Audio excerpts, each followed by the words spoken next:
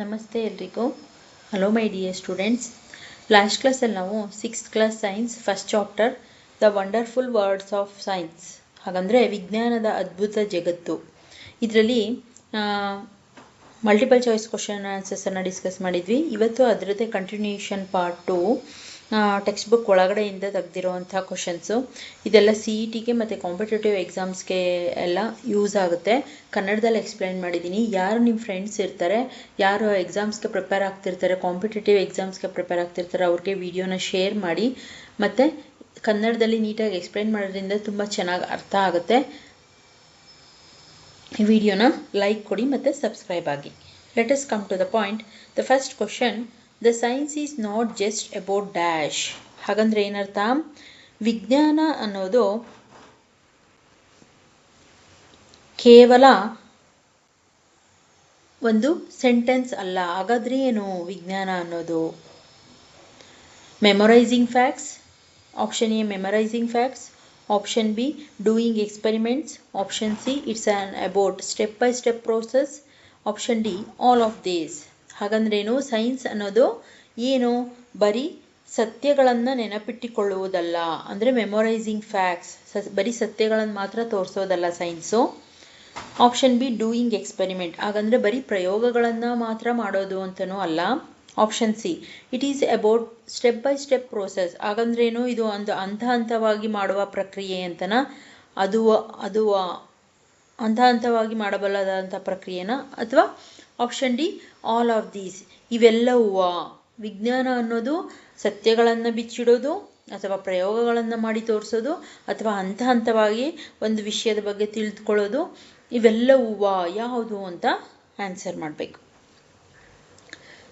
ನಾನು ಈ question and ಆನ್ಸರ್ಸ್ದು ಈ ಕ್ವಶನ್ಸ್ದು ಆನ್ಸರ್ಸನ್ನು ನೆಕ್ಸ್ಟ್ ವಿಡಿಯೋದಲ್ಲಿ ಆನ್ಸರ್ಸನ್ನು ಹಾಕಿರ್ತೀನಿ. ಅದಕ್ಕೂ ಮುಂಚೆ ನೀವು ಈ ಆನ್ಸರನ್ನು ಗೆಸ್ ಮಾಡಿ ಅಥವಾ ಟ್ರೈ ಮಾಡಿ, ಆನ್ಸರ್ ಮಾಡೋದಕ್ಕೆ ಟ್ರೈ ಮಾಡಿ. ಕಮೆಂಟಲ್ಲಿ ತಿಳಿಸಿ ನನಗೆ ಎಷ್ಟು ಕ್ವಶನ್ಸ್ಗೆ ಆನ್ಸರ್ ಮಾಡಿದ್ದೀರಾ ಅಂತ ಚೆಕ್ ಮಾಡ್ಬೋದು ನಾವು. ಓಕೆನಾ?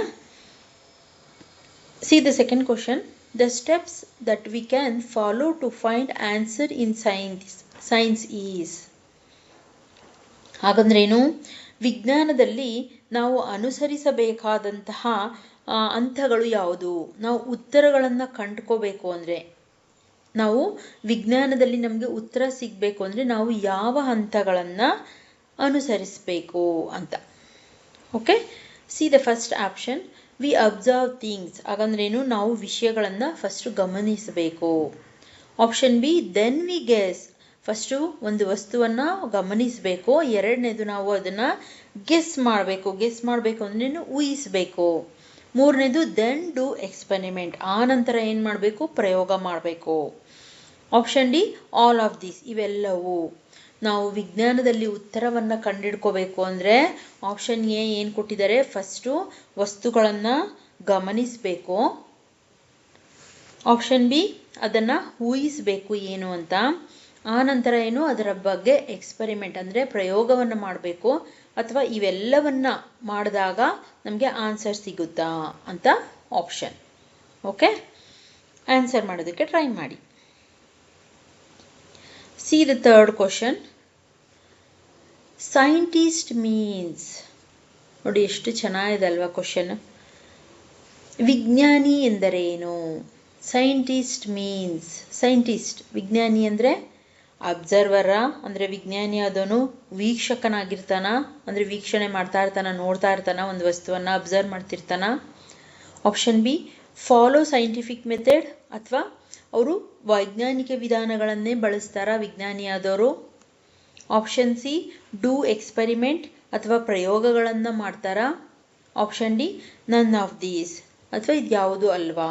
ಒಬ್ಬ ವಿಜ್ಞಾನಿ ಅಂತ ನಾವು ಕರಿಬೇಕಾದ್ರೆ ಅವರು ತುಂಬ ಆಳವಾಗಿ ಯಾವುದಾದ್ರೂ ವಿಷಯದ ಬಗ್ಗೆ ಅಬ್ಸರ್ವ್ ಮಾಡ್ತಿರ್ತಾರ, ಅಂದರೆ ವೀಕ್ಷಣೆ ಮಾಡ್ತಿರ್ತಾರ, ಅಥವಾ ವೈಜ್ಞಾನಿಕ ವಿಧಾನಗಳನ್ನು ಬಳಸ್ತಾರ, ಅಥವಾ ಪ್ರಯೋಗಗಳನ್ನು ಮಾಡ್ತಾರ, ಅಥವಾ ಇದು ಯಾವುದು ಅಲ್ವಾ. ಇದರಲ್ಲಿ ಯಾವುದು ಅಂತ ನೀವು ಆನ್ಸರ್ ಮಾಡಬೇಕು. ಕ್ವಶನ್ನು ಮತ್ತು ಆಪ್ಷನ್ಸು ನೋಡೋದಕ್ಕೆ ಈಸಿಯಾಗಿ ಅನಿಸುತ್ತೆ, ಆದರೆ ನೀವು ಕರೆಕ್ಟಾಗಿ ಆನ್ಸರ್ ಮಾಡಬೇಕಾಗುತ್ತೆ. ಅದೇ ನಿಮಗೆ ಬಿಗ್ ಟಾಸ್ಕ್ ಕಾಂಪಿಟೇಟಿವ್ ಎಕ್ಸಾಮಲ್ಲಿ. See the next question, characteristics of scientist is, ವಿಜ್ಞಾನಿಯ ಗುಣಲಕ್ಷಣಗಳು ಏನಾಗಿರುತ್ತೆ? ಸಾಮಾನ್ಯವಾಗಿ ವಿಜ್ಞಾನಿಗಳ ಹತ್ರ, ಸೈಂಟಿಸ್ಟ್ ಹತ್ರ ಹೋದರೆ ಅವ್ರ ಗುಣಲಕ್ಷಣ, ಅವರು ಯಾವ ರೀತಿ ಬಿಹೇವ್ ಮಾಡ್ತಾರೆ ಅಂತ. ಆಪ್ಷನ್ ಎ, ಆಸ್ಕ್ ಕ್ವಶನ್ಸ್, ಅವ್ರು ಸಾಮಾನ್ಯವಾಗಿ ಪ್ರಶ್ನೆಗಳನ್ನು ಕೇಳ್ತಾರೆ. Option B, find out answers, ಅಥವಾ ಉತ್ತರಗಳನ್ನು ಅವರೇ ಕಂಡುಹಿಡಿತಾರೆ. Option C, both A and B, A ಮತ್ತು ಬಿ ಎರಡೂ ಆಗಿರ್ಬೋದು. ಅಥವಾ option D, none of these, ಇದು ಯಾವುದು ಅಲ್ಲ. ಈ ನಾಲ್ಕರಲ್ಲಿ ಯಾವುದು ಅಂತ ಹೇಳಬೇಕು, ವಿಜ್ಞಾನಿಯ ಗುಣಲಕ್ಷಣ ಯಾವುದು ಅಂತ. Okay, next we go for 5th question. Think a tyre is flat, what we do?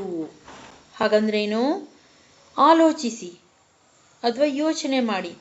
ಒಂದು ಟೈರ್ದು ಟ್ಯೂಬ್ ಪಂಚರ್ ಆದರೆ ನಾವು ಏನು ಮಾಡ್ತೀವಿ? ಈಗ ಸೈಕಲ್ ಟೈರ್ ಇರ್ಬೋದು, ಓಕೆ, ಆ ಟ್ಯೂಬ್ ಪಂಚರ್ ಆದರೆ ಏನು ಮಾಡ್ತೀವಿ ನಾವು? ಥಿಂಕ್ ಮಾಡಿ ಅಂತ. Option A, fill the air to tyre, ಆ ಟೈರ್ಗೆ ಗಾಳಿಯನ್ನು ತುಂಬಿಸ್ತೀವಿ. Option B, fill water on air, ಆ ಟೈರ್ಗೆ ನಾವು ನೀರನ್ನು ತುಂಬಿಸ್ತೀವಿ. ಫಿಲ್ ಸ್ಯಾಂಡ್ ಆನ್ ಏರ್, ಆ ಟೈರ್ಗೆ ನಾವು ಮಣ್ಣನ್ನು ತುಂಬಿಸ್ತೀವಿ ಅಥವಾ ಮರಳನ್ನು ತುಂಬಿಸ್ತೀವಿ. Option D, all of this, ಇದೆಲ್ಲವನ್ನ ನಾವು ಮಾಡ್ತೇವೆ. ಯಾವುದು ಆನ್ಸರ್ ಅಂತ ಹೇಳಬೇಕು. 6th one, learning a science will develop, ವಿಜ್ಞಾನವನ್ನು ಕಲಿಯೋದ್ರಿಂದ ನಮಗೆ ಅಭಿವೃದ್ಧಿಯಾಗುವುದು ಯಾವುದು? ನಾವು ಯಾವುದ್ರಲ್ಲಿ ಇಂಪ್ರೂವ್ ಆಗ್ತೀವಿ, ಯಾವುದ್ರಲ್ಲಿ ಅಭಿವೃದ್ಧಿ ಆಗ್ತೀವಿ ವಿಜ್ಞಾನವನ್ನು ಕಲಿಯೋದ್ರಿಂದ?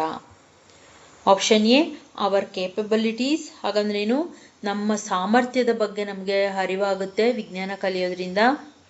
ಆಪ್ಷನ್ ಬಿ, ಫೈಂಡಿಂಗ್ ಸೊಲ್ಯೂಷನ್, ಅಥವಾ ನಾವು ಪರಿಹಾರಗಳನ್ನು, ಸಮಸ್ಯೆಗೆ ಪರಿಹಾರವನ್ನು ಕಂಡುಹಿಡಿಯೋದನ್ನು ಕಲ್ತ್ಕೊಳ್ತೀವಿ ವಿಜ್ಞಾನ ಕಲಿತ್ರೆ. Option C, solving more mysteries, ಅಂದರೆ ಹೆಚ್ಚಿನ ರಹಸ್ಯಗಳನ್ನು ಹೊರತೆಗೆಯೋದಕ್ಕೆ ಪ್ರಯತ್ನ ಪಡ್ತೀವಿ. ಮಿಸ್ಟ್ರೀಸ್, ರಹಸ್ಯಗಳನ್ನು ಭೇದಿಸೋದಕ್ಕೆ ನಮಗೆ ಸಹಾಯ ಆಗುತ್ತೆ. D, all of the above, ಇವೆಲ್ಲವೂ ಸಹ ವಿಜ್ಞಾನದಿಂದ ನಮಗೆ ತಿಳ್ಕೊಬೋದು. ಮೊದಲನೇದೇನು, ಅವರ್ ಕೆಪಬಿಲಿಟೀಸ್, ನಮ್ಮ ಸಾಮರ್ಥ್ಯದ ಬಗ್ಗೆ ನಮ್ಗೆ ಅರಿವಾಗುತ್ತೆ ವಿಜ್ಞಾನ ಕಲಿತ್ರೆ. ಎರಡನೇದು, ಸಮಸ್ಯೆಗೆ ಪರಿಹಾರವನ್ನು ಕಂಡುಕೊಳ್ತೀವಿ. ಸಿ, ಸಾಲ್ವ್ ಮೋರ್ ಮಿಸ್ಟ್ರೀಸ್, ಅಂದರೆ ರಹಸ್ಯಗಳನ್ನು ನಾವು ಭೇದಿಸುವಂತಹ ಶಕ್ತಿ ಬರುತ್ತೆ. Option D, all of these, ಎಲ್ಲವೂ. ಇದರಲ್ಲಿ ಯಾವುದು ಅಂತ ಆನ್ಸರ್ ಮಾಡಿ. Next we go for 7th question. We learn science helps in our life like, in case ನಾವು ನಮ್ಮ ಜೀವನದಲ್ಲಿ ವಿಜ್ಞಾನವನ್ನು ಕಲಿತ್ವಿ ಅಂದರೆ ಅದು ನಮ್ಮ ಜೀವನಕ್ಕೆ ಯಾವ ರೀತಿ ಉಪಯೋಗ ಆಗುತ್ತೆ ಅಂತ. ವಿಜ್ಞಾನ ಅನ್ನೋದು ಜೀವನಕ್ಕೆ ಯಾವ ರೀತಿ ಉಪಯೋಗವಾಗುತ್ತದೆ? Option A, is to be curious about things, ನಾವು ವಿಜ್ಞಾನವನ್ನು ಕಲಿಯೋದ್ರಿಂದ ನಾವು ಒಂದು ವಿಷಯದ ಬಗ್ಗೆ ಕುತೂಹಲದಿಂದ ಯೋಚನೆ ಮಾಡೋದನ್ನು ಕಲಿತೀವಿ.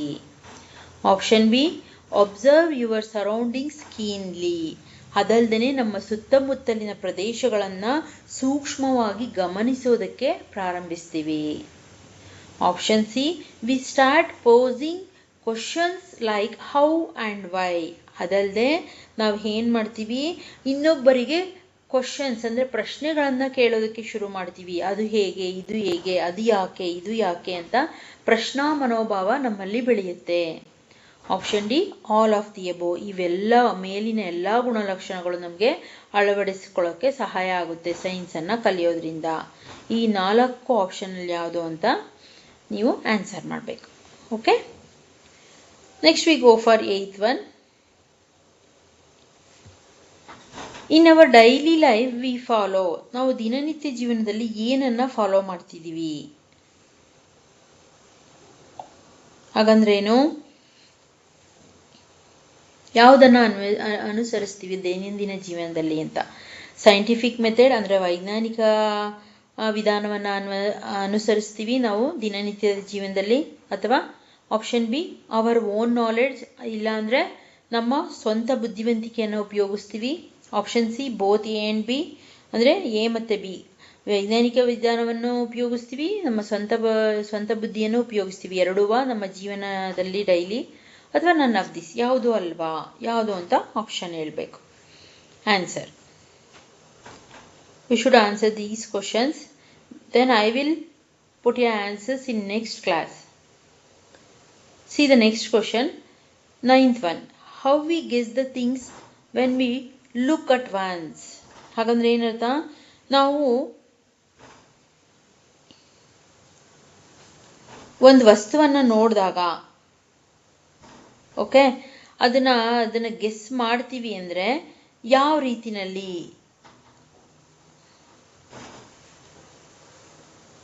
ಅಂದರೆ ನಾವು ಒಂದು ವಸ್ತುವನ್ನು, ಒಂದು ವಿಷಯವನ್ನು ನೋಡಿದಾಗ ಅದನ್ನು ಹೇಗೆ ಗೆಸ್ ಮಾಡ್ತೀವಿ ಅಂತ, ಯಾವ ಆಧಾರದ ಮೇಲೆ ಗೆಸ್ ಮಾಡ್ತೀವಿ? ಆಪ್ಷನ್ ಎ ಡೀಪ್ ಅಬ್ಸರ್ವೇಷನ್, ಅಂದರೆ ಅದರ ಆಳವಾಗಿ ವೀಕ್ಷಣೆ ಮಾಡಿ ಹೇಳ್ತೀವಿ. ಈಗ ನೀವು ದೂರದಲ್ಲಿ ಯಾವುದೋ ಒಂದು ಜಿಂಕೆ ಥರ ಪ್ರಾಣಿ ಕಾಣುತ್ತೆ, ಅದನ್ನು ಜಿಂಕೆಯೇ ಇರ್ಬೋದು ಅಂತ ಗೆಸ್ ಮಾಡಿದ್ರಿ ಅಂದರೆ ಯಾವುದ್ರ ಮುಖಾಂತರ, ಯಾವ ಥರ ಗೆಸ್ ಮಾಡಿದ್ರಿ ಅಂತ. ಫಸ್ಟ್ ಆಪ್ಷನ್ನು ಡೀಪ್ ಅಬ್ಸರ್ವೇಷನ್, ಅಂದರೆ ಆಳವಾಗಿ ವೀಕ್ಷಣೆ ಮಾಡಿ, ತುಂಬ ಕಣ್ಣಲ್ಲಿ ಕಣ್ಣಿಟ್ಟು ಆಳವಾಗಿ ನೋಡಿ ಅದನ್ನು ಗೆಸ್ ಮಾಡಿದ್ರ. ಆಪ್ಷನ್ ಬಿ ಟು ಅಂಡರ್ಸ್ಟ್ಯಾಂಡ್, ಆ ವಸ್ತುವನ್ನು ಅಥವಾ ವಿಷಯವನ್ನು ಅರ್ಥ ಮಾಡಿಕೊಂಡು ನೀವು ಅದನ್ನು ಗೆಸ್ ಮಾಡಿದ್ರ, ಅಂದರೆ ಊಹಿಸಿದ್ರ. ಆಪ್ಷನ್ ಸಿ ಆಸ್ ಕ್ವಶನ್, ಅಥವಾ ಮತ್ತೊಬ್ಬರನ್ನ, ಪಕ್ಕದಲ್ಲಿರೋರನ್ನ ಕೇಳಿ ಅದೇನು ಅಂತ ಕೇಳಿಬಿಟ್ಟು ಆಸ್ ಕ್ವಶನ್ಸ್, ಪ್ರಶ್ನೆಯನ್ನು ಕೇಳಿ ಆ ವಸ್ತುವಿನ ಬಗ್ಗೆ ತಿಳ್ಕೊಂಡ್ರ, ಅಂದರೆ ಊಹಿಸಿದ್ರ. ಅಥವಾ ನನ್ ಆಫ್ ದಿಸ್, ಇದ್ಯಾವುದು ಅಲ್ವಾ? ಯಾವುದರ ಆಧಾರದ ಮೇಲೆ ನೀವು ಆ ವಸ್ತುವನ್ನು ಊಹೆ ಮಾಡಿದ್ರಿ ಅಂತ ಆನ್ಸರ್ ಹೇಳಬೇಕು. ಓಕೆ, ಸ್ವಲ್ಪ ಕನ್ಫ್ಯೂಷನಲ್ಲಿದೆ, ನೀವು ಗೆಸ್ ಮಾಡಿ. ಇಲ್ಲಿ ಯಾವ ಥರ ಗೆಸ್ ಮಾಡ್ತೀರಾ ಅಂತ ನೀವು ಆನ್ಸರ್ನ ಗೆಸ್ ಮಾಡಿ. Okay, next we go for 10th question. How we as question. ನಾವು ಸಾಮಾನ್ಯವಾಗಿ ಯಾವ ರೀತಿ ಪ್ರಶ್ನೆಗಳನ್ನು ಕೇಳ್ತೇವೆ, ಹೇಗೆ ಪ್ರಶ್ನೆಯನ್ನು ಕೇಳ್ತೇವೆ ನಾವು ಅಂತ ಕ್ವಶನ್. ಆಪ್ಷನ್ ಎ, ಈಗ ಒಬ್ಬ ವ್ಯಕ್ತಿ ನಮ್ಮ ಪಕ್ಕದಲ್ಲಿ ಇದ್ರು ಅಂದರೆ ನಾವು ಅವ್ರನ್ನ ಕ್ವಶನ್ ಕೇಳ್ತೀವಿ ಅಂದರೆ ಯಾವುದರ ಆಧಾರದ ಮೇಲೆ ಕ್ವಶನ್ ಕೇಳ್ತೀವಿ? ಅಬ್ಸರ್ವೇಷನ್ ಮಾಡಿನ, ಅಂದರೆ ವೀಕ್ಷಣೆ ಮಾಡಿನ, ಅಂಡರ್ಸ್ಟ್ಯಾಂಡಿಂಗ್ ಅಂದರೆ ಅರ್ಥ ಮಾಡ್ಕೊಂಡು ಫುಲ್ ತಿಳ್ಕೊಂಡ, ಅಥವಾ ಎಕ್ಸ್ಪೆರಿಮೆಂಟ್ ಅಂದರೆ ನಾವು ಪ್ರಯೋಗ ಮಾಡಿ ಆಮೇಲೆ ಅವ್ರನ್ನ ಕ್ವಶನ್ ಕೇಳ್ತೀವ. D both A and C, A ಮತ್ತು ಸಿ ಎರಡುವಾ? ಮೊದಲನೇದು, ಒಬ್ಬ ವ್ಯಕ್ತಿ ಹತ್ರ ನಾವು ಪ್ರಶ್ನೆ ಮಾಡ್ತೀವಿ ಅಂದರೆ ಅದನ್ನು ತುಂಬ ವೀಕ್ಷಣೆ ಮಾಡಿರ್ತೀವ, ಅಥವಾ ತುಂಬ ಹತ್ತಿರದಿಂದ ನೋಡಿ ಆಮೇಲೆ ಕ್ವಶನ್ ಮಾಡ್ತೀವ, ಅಥವಾ ಅರ್ಥ ಮಾಡ್ಕೊಂಡು ಕ್ವಶನ್ ಮಾಡ್ತೀವ, ಅಥವಾ ಎಕ್ಸ್ಪೆರಿಮೆಂಟ್ ಅಂದರೆ ಪ್ರಯೋಗ ಮಾಡಿ ಕ್ವಶನ್ ಮಾಡ್ತೀವ, ಅಥವಾ ಮತ್ತೆ ಎ ಮತ್ತು ಸಿ ಎರಡನ್ನೂ ನೋಡಿ ನಾವು ಕ್ವಶನ್ ಮಾಡ್ತೀವ ಅಂತ ನೀವು ಆನ್ಸರ್ ಮಾಡಬೇಕು. Next we go for 11th question.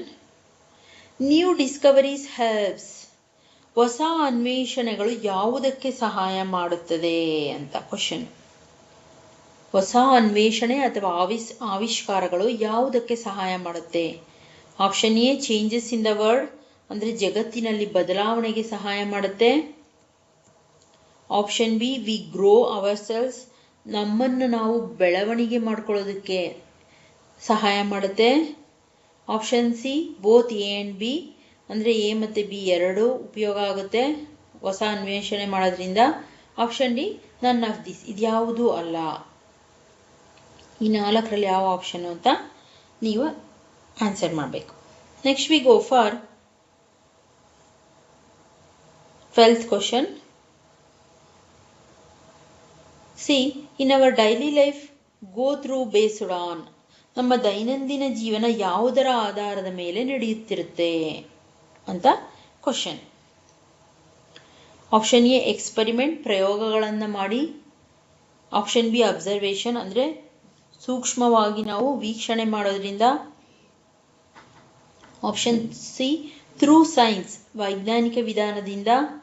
Option D all of this, ಇವೆಲ್ಲವುಗಳಿಂದ. ನಮ್ಮ ದಿನನಿತ್ಯದ ಜೀವನ ನಡೆಯುತ್ತಿರುವುದು, ಸಾಗುತ್ತಿರುವುದು ಯಾವುದುಗಳಿಂದ ಅಂತ. ನಾವು ಪ್ರಯೋಗ ಮಾಡೋದ್ರಿಂದನ, ಅಥವಾ ನಾವು ವೀಕ್ಷಣೆ ಮಾಡೋದ್ರಿಂದನ, ಅಥವಾ ನಾವು ವೈಜ್ಞಾನಿಕ ವಿಧಾನಗಳನ್ನು ಬಳಸೋದ್ರಿಂದನ, ಅಥವಾ ಇವೆಲ್ಲವುಗಳು ಸೇರಿ ನಮ್ಮ ಜೀವನ ನಡ್ಕೊಂಡು ಹೋಗ್ತಾ ಇದೆಯಾ ಅಂತ ಆನ್ಸರ್ ಮಾಡಬೇಕು. ಇದಿಷ್ಟು ಈ ಫಸ್ಟ್ ಚಾಪ್ಟ್ರಲ್ಲಿ ನಾನು ತೆಗೆದಿರುವಂತಹ multiple choice questions, MCQ questions, ಬಹು ಆಯ್ಕೆ ಪ್ರಶ್ನೆಗಳು. ಇದ್ರದ್ದು ಆನ್ಸರು ನಾನು ನೆಕ್ಸ್ಟ್ ವಿಡಿಯೋದಲ್ಲಿ ಈ ಪಾರ್ಟ್ 1 ಪಾರ್ಟ್ 2 ಎರಡರದ್ದು ಆನ್ಸರನ್ನು ನಾನು ನೆಕ್ಸ್ಟ್ ವಿಡಿಯೋದಲ್ಲಿ ಹಾಕ್ತೀನಿ. ಅಷ್ಟರೊಳಗೆ ನೀವು ಕಮೆಂಟಲ್ಲಿ ತಿಳಿಸಿ ಯಾವುದ್ಯಾವುದಕ್ಕೆ ಯಾವುದ್ಯಾವ್ದು ಆನ್ಸರ್ ಅಂತ. ನೋಡೋಣ ನಿಮ್ಮ IQ ಎಷ್ಟಿದೆ ಅಂತ ತಿಳ್ಕೊಳ್ಳೋಣ. ಓಕೆ, ನೆಕ್ಸ್ಟ್ ಕ್ಲಾಸಲ್ಲಿ ಸಿಗೋಣ. Thank you my dear students. ಯಾರು ನನ್ನ ಚಾನಲ್ನ ಸಬ್ಸ್ಕ್ರೈಬ್ ಮಾಡ್ಕೊಂಡಿಲ್ಲ ಸಬ್ಸ್ಕ್ರೈಬ್ ಮಾಡ್ಕೊಳ್ಳಿ, ಲೈಕ್ ಮಾಡಿ, ಮತ್ತು ಆದಷ್ಟು ನಿಮ್ಮ ಫ್ರೆಂಡ್ಸ್ಗೆ ಯಾರು ಎಕ್ಸಾಮ್ಸ್ಗೆ ಪ್ರಿಪೇರ್ ಆಗ್ತಿರ್ತಾರೆ ಅವ್ರಿಗೆ ನನ್ನ ವಿಡಿಯೋನ ಶೇರ್ ಮಾಡಿ. We will see you on next class.